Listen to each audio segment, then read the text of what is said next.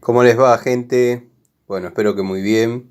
Video cortito de Siciliano en su taller para mostrarles las Baco, dado que, bueno, en los comentarios eh, por Instagram me dijeron que yo critico a Baco porque no tengo, porque netamente el que critica a Baco es porque nunca la usó.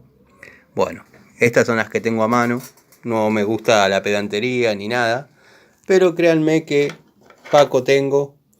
Jamás van a encontrar en mis videos una crítica a las francesas Baco.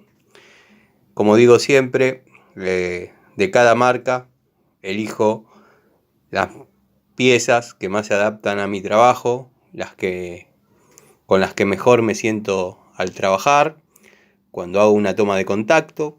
Y bueno, Baco, pese a ser una de las mejores marcas, tiene sus falencias, como todas las cosas, pero nunca van a encontrar en mis videos una crítica a las francesas Baco, porque verdaderamente, si bien hago videos y digo cosas que eran una buena opción para los que no podíamos acceder a esto, porque créanme que una francesa de estas en mi época era una quincena de trabajo.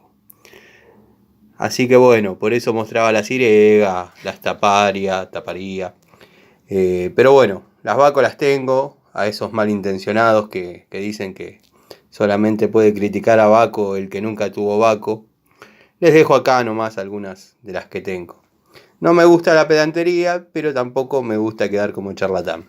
Les mando un saludo, nos vemos en otro videito de Siciliano en su taller.